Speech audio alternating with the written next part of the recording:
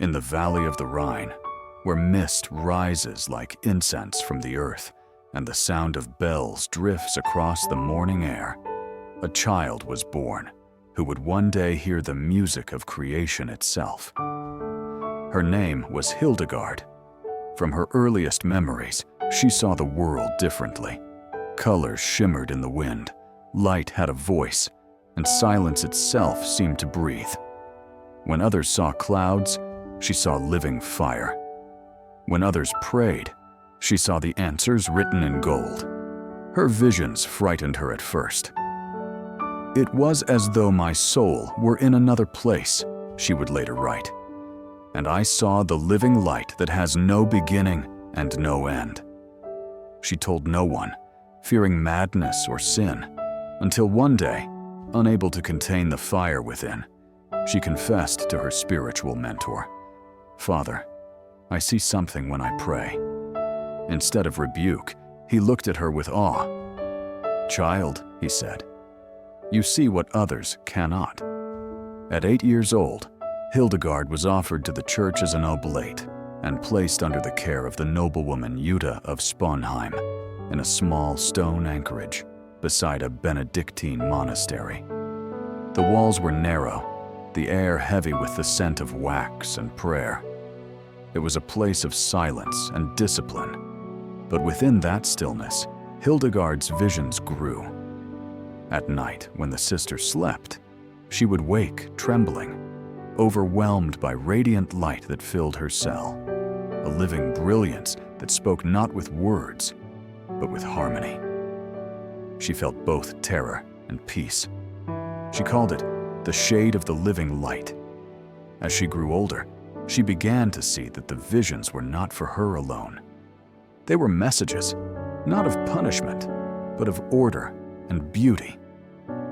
"All things," she wrote, "are connected in God's symphony." Yet she kept them secret for years, afraid of pride. Only when illness struck her down did she begin to understand her call. One night, near death, she heard the voice again, gentle but commanding. "Write what you see." Trembling, she obeyed. What poured from her soul would become Scivias. Know the ways. It was a book of visions that mapped the cosmos as a living body of divine love. Stars as the breath of angels, the earth as a womb of grace, humanity as a reflection of God's song. The images were so vivid, the theology so original, that even the learned monks of her time could not explain them. Word of the woman prophet spread. Letters arrived from abbots, bishops, even from Bernard of Clairvaux. "Sister," he wrote, "the Holy Spirit burns in you as in the prophets of old." Pope Eugenius III himself read her writings aloud before a council in Trier. He declared her visions authentic, a rare honor in an age when women were often silenced. Yet Hildegard's greatest gift was not only in words, but in music. She heard melodies that no one else could hear. Harmonies, she said, came from the living light. She began to compose hymns unlike any known chant, bold, soaring, filled with joy. "Music," she said, "is the echo of heaven in the soul." Her pieces, later gathered in Symphonia Harmonia Celestium Revelationem, glowed with an otherworldly purity. To her, each note was a spark of divine order, each melody a river of creation returning to its source. The sisters sang her hymns in the chapel, their voices rising like light through stained glass. Hildegard closed her eyes and saw them not merely as women, but as part of the celestial choir, humanity joining angels in praise. She saw the universe itself as music, the sun a great golden tone, the moon a softer harmony, and all of life a sacred song unfolding in time.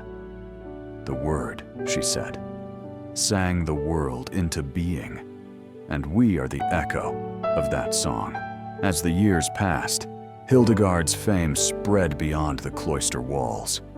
Kings, bishops, and nobles wrote to her seeking counsel. They called her the Sibyl of the Rhine, the woman who spoke for the living God. But her voice was not the voice of flattery. It was the voice of fire. She wrote to emperors who had betrayed justice, to prelates who lived in luxury, to monks who had forgotten humility. "You are not made of stone," she warned one archbishop, "but of the same dust that trembles before the Lord." Yet her words, even when sharp, were filled with light. "God's justice," she said, "is not the lightning that destroys, but the light that reveals." She founded her own convent on the Rupertsberg, overlooking the Rhine, a place where prayer and creation could dance together. There, under her guidance, her nuns studied, sang, painted, and healed. She encouraged them to use herbs and natural remedies, seeing no division between body and soul, science and spirit. "The earth is our sister," she said. "She sustains us, and we must care for her as we would our own flesh." In her garden, she taught that every leaf and stone carried a spark of divine purpose. The green life, she called it, Viriditas, the vitality of God pulsing through all things. "A soul that is dry," she said, "forgets it is rooted in love." Her theology was not written in abstractions, but lived in rhythm. Prayer, study, song, and care for creation. At night, when her sisters sang her hymns, she would sometimes lift her hands, eyes closed, as if conducting the stars. To her, every breath was praise, every heartbeat a note in the eternal harmony. She saw Christ not as a distant king, but as the radiant song of the cosmos. "The sun," she wrote, "is the music of the Father's heart." But light always invites shadow. Many in her time doubted her authority. A woman who spoke with prophetic power was a threat to the order of men. Some called her heretic, others mad. Yet she faced them with calm. "I am a feather on the breath of God," she said. "He moves me where he wills." When her community was punished by a local bishop for burying a repentant excommunicate, he forbade them from singing the liturgy. For Hildegard, that was unbearable. "To silence music," she wrote, "is to wound the soul." Even in her frailty, she defied the order until the ban was lifted.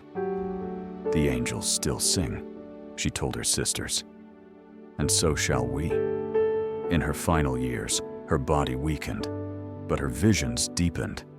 She described seeing the universe as a radiant wheel of fire turning in God's hand, creation moving toward redemption, like a melody returning to its refrain.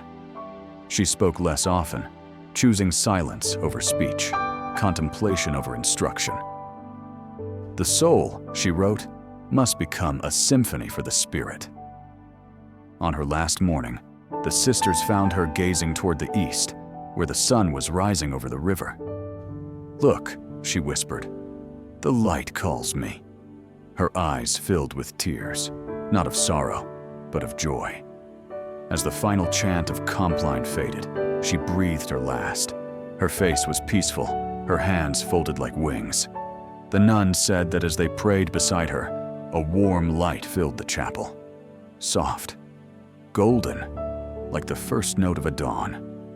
In time, she would be named a doctor of the church, one of the few women to hold that title, honored for her theology, her music, and her vision of a cosmos alive with God. But her true legacy was not her authority. It was her song, the harmony she heard in all creation. The film's final scene would show the river beneath Rupertsberg shimmering in morning light, the camera rising slowly into the sky as the sound of her O vis aeternitatis swells, the chant that begins like a whisper and ends like the universe breathing. Over it, her voice would echo, "Every soul is music. Every life is light. Let all creation sing." The screen would fade to gold, then white, as if dissolving into the eternal harmony she had spent her life hearing.